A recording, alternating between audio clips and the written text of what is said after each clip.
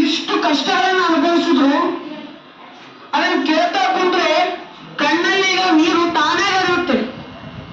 ಅಂತ ಕಷ್ಟದಲ್ಲಿ ಬದುಕಿದ್ರು ಬ್ರಿಟಿಷರು. ನಾನು ಭೀಮರಾವ್ ಅಂದಾಗ ಯಾವಾಗಲೂ ನೆನಪಾಗೋದೊಂದು, ಬ್ರಿಟಿಷರು ನಮ್ಮ ಭಾರತ ದೇಶವನ್ನು ಬಿಟ್ಟು ಹೋಗ್ತಿದ್ರು. ಅವಾಗ ಅವ್ರಿಗೆ ಒಂದೇ ಚಿಂತೆ, ನಾವು ಬಿಟ್ಟು ಹೋಗ್ಬೇಕ ಈ ಭಾರತೀಯರು ಹ್ಯಾಂಗ ಆಡಳಿತ ಮಾಡ್ಕೋತಾರ ಅಂತ. ದುರದೃಷ್ಟವಶಕ್ಕೆ ಏನಾಗಿದೆಪ್ಪ ಅಂದ್ರೆ ಭಾರತೀಯರನ್ನು ಬ್ರಿಟಿಷರು ಆಳುತ್ತಿದ್ದರು. ಇದು ಹಳೆ ಇತಿಹಾಸ. ಬ್ರಿಟಿಷರನ್ನು ಭಾರತೀಯರು ಆಳುತ್ತಿದ್ದಾರೆ ಅನ್ನೋದು ಹೊಸ ಇತಿಹಾಸ.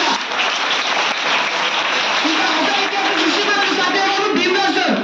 ಇವರು ಬದುಕೊಟ್ಟಂತ ಸಂವಿಧಾನದಿಂದ 2 ವರ್ಷ 11 ತಿಂಗಳು 15 ದಿನಗಳ ಸತತವಾಗಿ 52 ರಾಷ್ಟ್ರಗಳನ್ನು ಸುತ್ತಿ ಬರುವಾಗ ಒಂದು ಲಾರಿ ಪುಸ್ತಕಗಳನ್ನು ತಂದಿದ್ರಂತೆ. ಅಂತಹ ಮಹಾನ್ ವ್ಯಕ್ತಿ ಇವರು ಭೀಮರಾವ್. ಇವ್ರ ಬಗ್ಗೆ ಹೇಳ್ತಾ ಕುಂದ್ರೆ ಏನು ಸಾಲೋದಿಲ್ಲ. 1922